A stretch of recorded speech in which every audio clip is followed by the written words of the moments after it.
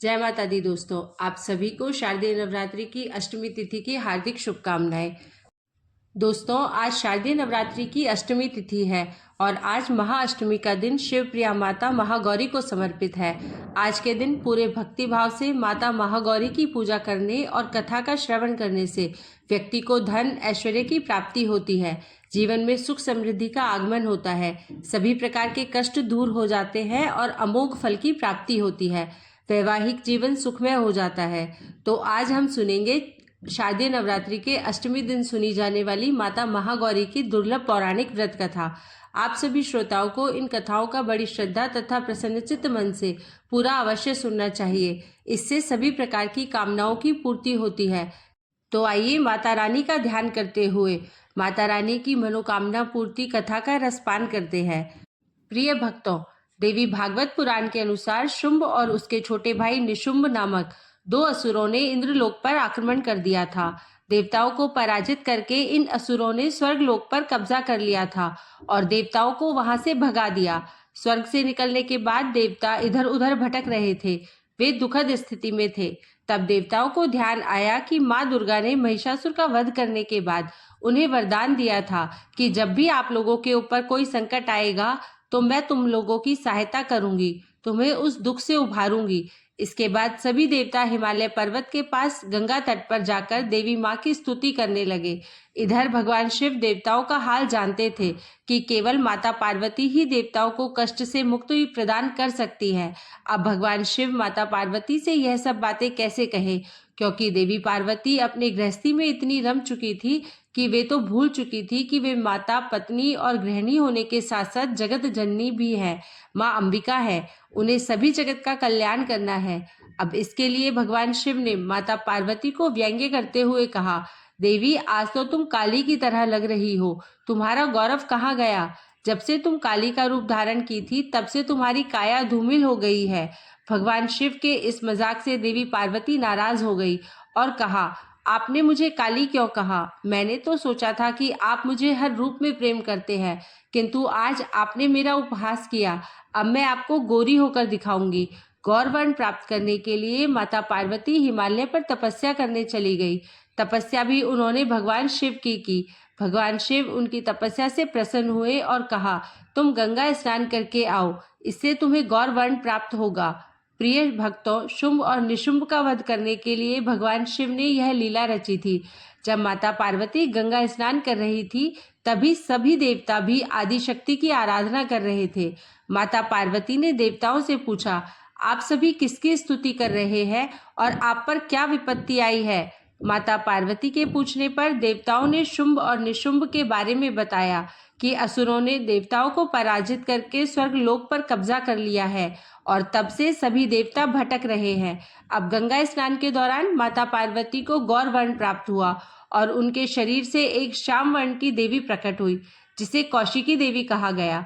कौशिकी देवी के प्रकट होने के बाद उन्होंने माता पार्वती को प्रणाम किया और देवताओं को उनकी रक्षा का आश्वासन दिया। अब माता पार्वती की आज्ञा सुनकर माता कौशिकी हिमालय के रमणीय क्षेत्र में चली गई और वहां उन्होंने शुंभ और निशुंभ को युद्ध के लिए ललकारा। देवी कौशिकी ने शुंभ और निशुंभ समेत उसकी पूरी सेना का अंत कर दिया। शुंभ और निशुंभ असुरों का अंत करने के बाद भगवान शिव ने माता पार्वती को समझाते हुए कहा कि उन्हें काली कहकर व्यंग्य करने के पीछे का मकसद देवी कौशिकी का जन्म था, ताकि वह देवताओं की मदद कर सके और उन्हें फिर से स्वर्गलोक की प्राप्ति हो सके। बिना इस व्यंग्य के शुंभ और निशुंभ का वध संभव नहीं था। इस तरह माता पार्वती के शरीर से प्रकट होने के कारण देवी कौशिकी उनकी पुत्री कहलाई। देवी कौशिकी को उग्र तारा या महोग तारा कहा जाता है। वहीं अन्य कथा के अनुसार माँ महागौरी ने देवी पार्वती रूप में भगवान शिव को पति के रूप में प्राप्त करने के लिए कठोर तपस्या की थी। एक बार भगवान भोलेनाथ ने पार्वती जी को देखकर कुछ कह दिया, जिससे देवी का मन आहत हुआ और माता पार्वती तपस्या में लीन हो जाती है। इस प्रकार वर्षों तक कठोर तपस्या करने पर पार्वती जी नहीं आती है, तो पार्वती जी को खोजते हुए भगवान शिव जी उनके पास पहुंचते हैं और वहां पहुंचते ही देवी पार्वती को देखकर आश्चर्यचकित रह जाते हैं। पार्वती जी का रंग अत्यंत ओजपूर्ण होता है। उनकी छटा चांदनी के समान श्वेत और कुंदन के फूल के समान दिखाई पड़ती है। उनके वस्त्र और आभूषण से प्रसन्न होकर भगवान शिव देवी उमा को गौर वर्ण प्रदान कर देते हैं और देवी विद्युत के समान अत्यंत कांतिमान और गौर वर्ण की हो जाती है तथा तभी से इनका नाम गौरी पड़ा। महागौरी रूप में देवी स्नेहमय, शांत और मृदुल दिखाई देती है। वहीं महागौरी जी से संबंधित एक अन्य कथा भी प्रचलित है। इसके अनुसार एक सिंह काफी भूखा था। वह भोजन की तलाश में वहां पहुंचा जहां देवी उमा तपस्या कर रही थी। देवी को देखकर सिंह की भूख बढ़ गई, परंतु वह देवी की तपस्या से उठने का इंतजार करते हुए वहीं बैठ गया। इस इंतजार में वह काफी कमजोर हो गया। देवी जब तब से उठी तो सिंह की दशा देखकर उन्हें उस पर दया आई और माँ उसे अपना सवारी बना लेती है, क्योंकि एक प्रकार से उसने भी तपस्या की थी। इसलिए देवी गौरी का वाहन बैल और सिंह दोनों है। माँ दुर्गा का अष्टम स्वरूप महागौरी है। महागौरी की 4 भुजाएं हैं। इनकी दाईं भुजा अभय मुद्रा में है और नीचे वाली भुजा में त्रिशूल है। बाईं भुजा में डमरू और नीचे वाली भुजा से देवी गौरी भक्तों की प्रार्थना सुनकर वरदान देती है। जो स्त्री इन देवी की पूजा भक्ति भाव सहित करती है, उसके सुहाग की रक्षा देवी स्वयं करती है। कुंवारी कन्या अगर माँ की पूजा करती है तो उसे योग्य वर प्राप्त होता है। पुरुष जो देवी गौरी की पूजा करते हैं, उनका जीवन सुखमय रहता है। देवी उनके पापों को जला देती है और शुद्ध अंतःकरण देती है। माँ अपने भक्तों को अक्षय आनंद और तेज प्रदान करती है। इनका रूप गौर है, इसलिए यह महागौरी कहलाती है। जय हो माता महागौरी। माता महागौरी की इस अष्टमी व्रत कथा को सुनने से यह व्रत पूर्ण होता है। इस कथा के अनुसार बहुत समय पहले की बात है। दक्षिण भारत के रामेश्वरम में समुद्र तट पर एक गांव था। उस गांव में रत्नाकर पंडित रहते थे। पंडित रत्नाकर शिवजी और माता आदिशक्ति के बड़े भक्त थे। उस गांव में पंडित रत्नाकर का मान सम्मान तो बहुत था, पर उनके कोई संतान नहीं थी। पंडित रत्नाकर की पत्नी हमेशा माँ आदिशक्ति से संतान की मन्नत मांगती रहती थी। उन्होंने लगातार कई वर्षों तक माँ की पूजा अर्चना की। कई सालों से संतानहीन पंडित रत्नाकर की पत्नी की प्रार्थना एक दिन माता ने सुन ली और वह गर्भवती हो गई। तो एक रात पंडित रत्नाकर के सपने में एक बालिका ने आकर कहा, मैं तुम्हारे घर में आ रही हूँ, पर मेरी एक शर्त है। मैं जो कुछ करना चाहूँ तुम मुझे रोकोगे नहीं। पंडित रत्नाकर को यह आभास हो गया था कि माँ आदिशक्ति के सत, रज और तम को दिखाने वाले 3 रूप महासरस्वती, महालक्ष्मी और महादुर्गा ने मिलकर ही इस कन्या का रूप लिया है। समय आया और माता की कृपा से इस दिव्य कन्या का जन्म हुआ। पंडित रत्नाकर को यह पता चल गया था कि यह कन्या माँ आदिशक्ति ने धर्म की रक्षा के लिए ही प्रकट की है। पंडित रत्नाकर उसी भाव से कन्या का लालन पालन करने लगे। तीनों महाशक्तियों के मिलन के उस स्वरूप को उन्होंने त्रिकुटा नाम दिया और उस बच्ची का नाम रखा त्रिकुटा। त्रिकुटा का स्वभाव बचपन से ही अनोखा था। वह बचपन से ही पूजा पाठ और धार्मिक कार्यक्रमों को देखकर प्रसन्न होती थी। त्रिकुटा को यह पता चल गया था कि भगवान विष्णु ने भगवान श्री राम के रूप में धरती पर अवतार ले लिया है। त्रिकुटा ने यह संकल्प ले लिया कि वह भगवान श्री राम से ही विवाह करेंगी, अन्यथा आजीवन कुंवारी ही रहेगी। त्रिकुटा ने अपने पिता से कहा कि वह रामेश्वरम के तट पर रहकर तपस्या करना चाहती है। शर्त के मुताबिक पंडित रत्नाकर ने उसे नहीं रोका। 10 वर्ष की उम्र से ही त्रिकुटा समुद्र तट पर एक कुटिया बनाकर रहने लगी और भगवान श्री राम को पति मानकर उनको पाने के लिए कठोर तपस्या करने लगी। इसी तरह कठोर तपस्या करते करते त्रिकुटा को बहुत वर्ष बीत गए। सीता हरण के बाद भगवान श्री राम अपने भाई लक्ष्मण के साथ वानर सेना लेकर सीता की खोज करते हुए रामेश्वरम पहुंचे। श्री राम को पुल बन जाने तक वहां ठहरना था। भगवान एक दिन विचरण कर रहे थे, तभी समुद्र तट पर एक तेजस्विनी ध्यान मग्न कन्या को देखकर बहुत चकित हुए। उस कन्या के तप से वह स्थान अलग ही रोशनी से प्रकाशित हो रहा था। भगवान श्री राम उस कन्या के तपोस्थल तक पहुंचे। भगवान ने उस कन्या से पूछा, तुम कौन हो देवी, और इतनी कम उम्र में इतना कठोर तप क्यों कर रही हो? ऐसी क्या अभिलाषा है जिसके लिए ऐसा घोर तप करने को विवश हो? उस कन्या ने भगवान को नम्रता पूर्वक प्रणाम करके अपना परिचय पंडित रत्नाकर की पुत्री त्रिकुटा के रूप में दिया और फिर अपनी प्रतिज्ञा बताई। त्रिकुटा जान गई थी कि उनके सामने साक्षात भगवान श्री राम जी ही खड़े हैं, इसलिए उन्होंने निवेदन किया कि आप मुझे पत्नी के रूप में स्वीकार कर ले। इस पर भगवान श्री राम ने कहा, हे देवी, यह संभव नहीं है। मैं एक ही पत्नी के संकल्प से बंधा हूँ। अपनी पत्नी के अपहरणकर्ता को दंड देने के लिए यहाँ तक सेना सहित आया हूँ। त्रिकुटा को यह सुनकर बड़ा ही दुख हुआ। त्रिकुटा ने अपने कठोर तप का वास्ता दिया और भगवान से विवाह करने की पुनः याचना की। त्रिकुटा ने कहा, प्रभु, क्या मेरा यह तप व्यर्थ हो गया? मेरे तप में क्या वह शक्ति नहीं है कि मैं आपको प्राप्त कर सकूं? मेरा तप अभी कम है, तो मैं इसे और कठोर करूंगी और तब तक जारी रखूंगी जब तक मेरी अभिलाषा पूरी नहीं हो जाती। भगवान श्री राम ने कहा, जब मैं सीता का पता लगाकर लौटूंगा तब तुम्हारे पास आऊंगा। यदि तुम मुझे पहचान लोगी तो मैं तुम्हारी इस बात पर सही निर्णय करूंगा। तो इस बात से बड़ी ही संतुष्टि हुई कि उनका तप सफल हो गया। भगवान ने उन्हें वचन दिया, अब उन्हें अपने स्वामी की प्रतीक्षा में सफल होना है। इस प्रसन्नता के भाव से भरकर त्रिकुटा का उत्साह और भी बढ़ गया। त्रिकुटा ने और कठिन तपस्या करना शुरू कर दिया। उनके तप का प्रभाव ऐसा था कि उनकी कुटिया के आसपास का पूरा क्षेत्र एक अलग ही प्रकाश से प्रकाशमान होता था। अब भगवान श्री राम ने रावण का वध किया और विभीषण को लंका का राजा बनाकर अपनी पत्नी, भाई और समस्त सेना के साथ वह अपनी अयोध्या नगरी लौटने की तैयारी करने लगे। भगवान श्री रामचंद्र जी लंका विजय के बाद पुष्पक विमान पर सवार होकर लौट रहे थे। उन्हें त्रिकुटा को दिया हुआ अपना वचन भी पूरा करना था। रामेश्वरम के तट पर पहुंचते ही भगवान श्री राम ने विमान रुकवा दिया। सभी आश्चर्य में पड़ गए तो प्रभु ने उन्हें कुछ पल की प्रतीक्षा करने को कहा। इसके बाद वह अकेले ही चल पड़े। सारी सेना भगवान की आज्ञा के अनुसार वहीं ठहरकर उनकी प्रतीक्षा करने लगी। भगवान श्री राम ने एक बूढ़े ब्राह्मण का भेष धारण कर लिया और देवी त्रिकुटा के पास पहुंचे। प्रभु उनके साथ थोड़ी देर तक रुके, पर त्रिकुटा उन्हें पहचान न सकी। तब भगवान श्री राम अपने असली रूप में आ गए और उन्होंने त्रिकुटा से कहा, देवी, मैं आपको दिए वचन के अनुसार आपके पास आया था, परंतु आप इस परीक्षा में सफल नहीं हुई। वैसे भी इस जन्म में सीता से विवाह कर मैंने एक पतिव्रत का प्रण लिया है, इसलिए तुम्हारे साथ विवाह तो असंभव ही था। देवी त्रिकुटा कुछ निराश हो गई। भगवान ने उनकी मनोस्थिति समझ ली और मधुर वचन में बोले, हे देवी, आपको निराश होने की आवश्यकता नहीं है।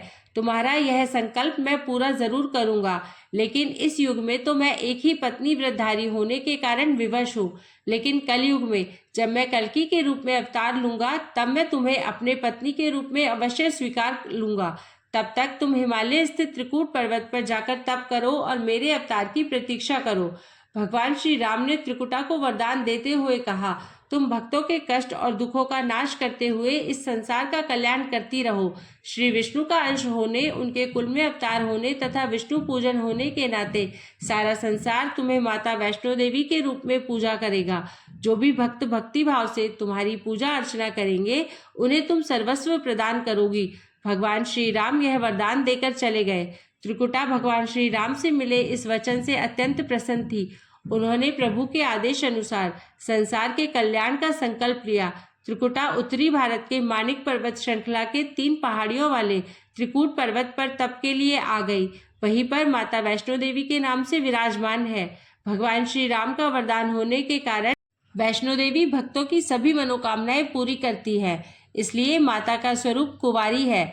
त्रिकुटा भगवान श्री हरि के कल की अवतार की प्रतीक्षा कर रही है, तो एक बार प्रेम से बोलिए, अम्बे मात की जय। जय हो माँ अम्बे। अपने सभी भक्तों की रक्षा करना, उन्हें सुख, शांति और समृद्धि प्रदान करना। प्रिय भक्तगणों, इसके साथ ही अब अन्न धन का भंडार भरने वाली माता अन्नपूर्णा की कथा का श्रवण करते हुए कथा का समापन करते हैं। प्राचीन काल की बात है। पुरुषोत्तमपुर नामक ग्राम में एक बहुत धर्मात्मा सेठ जी रहा करते थे। उनके 5 पुत्र और एक सबसे छोटी पुत्री थी और उसका नाम गौरी था। सेठ जी का भरा पूरा परिवार था। सेठ जी ने अपने सभी 5 पुत्रों का विवाह कर दिया था और अब जब सबसे छोटी बिटिया गौरी विवाह के योग्य हुई तो उन्होंने उसका विवाह एक दूसरे नगर के अपने ही समान धनी परिवार में कर दिया। अब सेठ जी की पुत्री गौरी दुल्हन बनकर जिस घर में गई, उसका पति अपने माता पिता का इकलौता पुत्र था। अब गौरी बड़े ही प्रसन्नता पूर्वक अपने ससुराल में रहने लगी। गौरी बड़ी ही सदाचारी, गुणवान तथा रूपवती थी। एक दिन की बात है, जब 1.25 महीना हो गया तब सास ने गौरी को रसोई संभालने के लिए दे दी। रसोई की सारी बातें समझा दी। गौरी अपनी सासू माँ का पांव छूकर रसोई में प्रवेश करती है।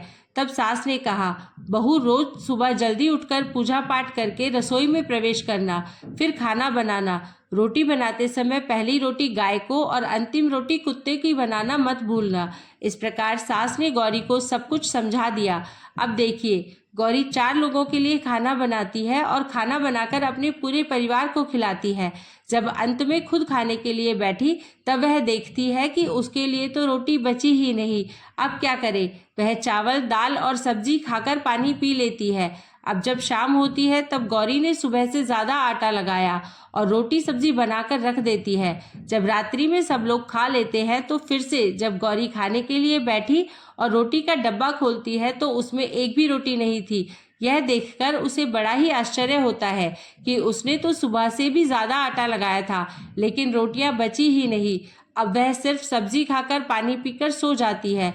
अगले दिन फिर उसने कल से 2 गुना ज़्यादा आटा लगाया और रोटियां बनाई, लेकिन फिर से उसे रोटी नहीं मिली। सभी रोटियां खत्म हो गई थी। अब उस दिन भी आधे पेट खाना खाकर ही गौरी को रहना पड़ा। इसी प्रकार गौरी चाहे जितना भी आटा लगाती, रोटियां उसके लिए नहीं बचती। यह रोज का काम हो गया था। वह सोचने लगी, आखिर कौन है जो चाहता है कि मैं रोटियां नहीं खाऊं, मेरा पेट ना भरे। गौरी इस आस में आटा ज्यादा लगाती थी कि किसी न किसी दिन तो उसे रोटियां मिलेंगी, किंतु ऐसा नहीं होता है। ऐसा करते करते वह बहुत कमजोर और दुबली पतली हो गई। प्रिय भक्तगणों, ऐसे ही एक दिन की बात है, जब गौरी रसोई में सब्जियां काट रही थी तो गलती से चाकू से उसका हाथ कट जाता है और वह रोटियां नहीं बना पाती। तो उसकी सास ने कहा, बहू रहने दो, आज रोटियां मैं बना देती हूँ। तो गौरी ने कहा, नहीं सासू माँ, आटा लगा दीजिए, मैं रोटियां बना दूंगी। प्रिय भक्तों, सास ने आटा लगाया और फिर बहू को दे देती है। बहू रोटियां बनाकर तैयार कर देती है। घर के सभी सदस्य रात के समय जब खाना खाने लगते हैं, तब सब लोग जब खाना खा लेते हैं तब बारी आती है गौरी के खाने की। तो वह बहुत दुखी मन से खाना खाने बैठती है।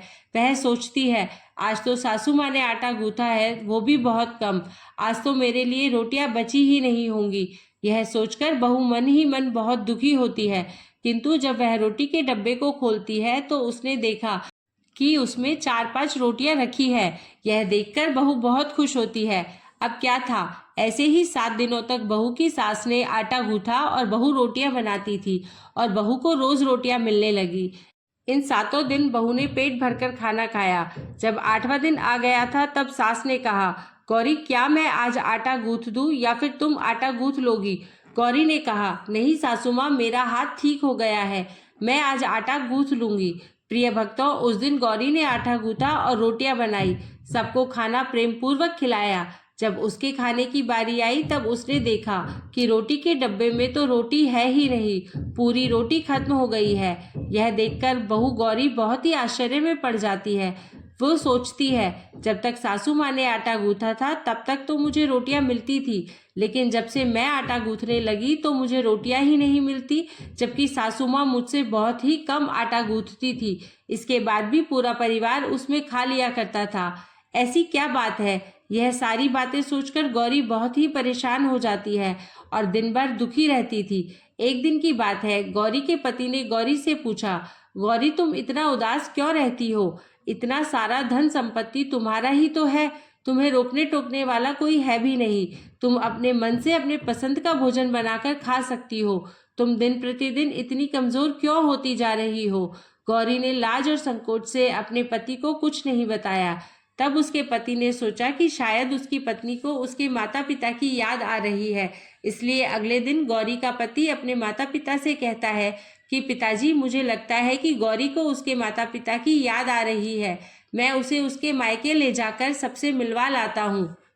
अपने बेटे की बात सुनकर गौरी के सास ससुर तैयार हो जाते हैं और उसे जाने की अनुमति दे देते हैं और कहते हैं, बेटा, यदि बहू को अपने माता पिता से मिलकर प्रसन्नता होती है तो अवश्य ही तुम उसे उसके मायके ले जाओ।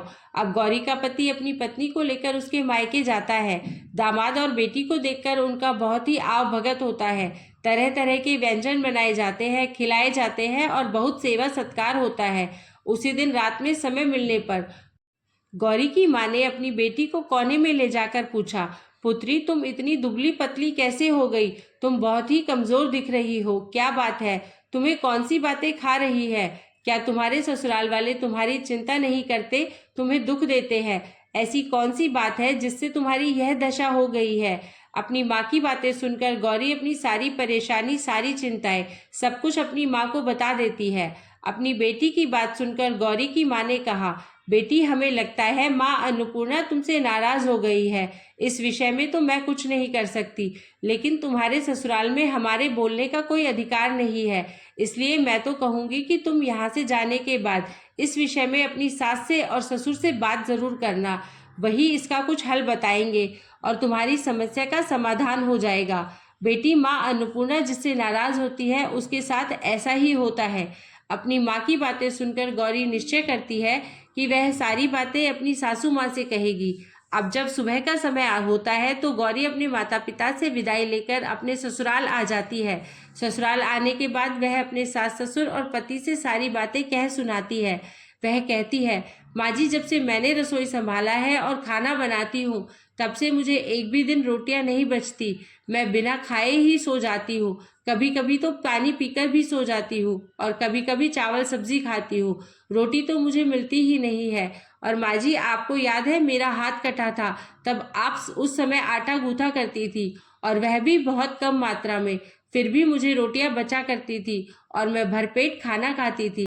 लेकिन अब जब मेरे हाथ का घाव ठीक हो गया है तब से मैं फिर से आटा गूंथने लगी और रोटियां बनाने लगी।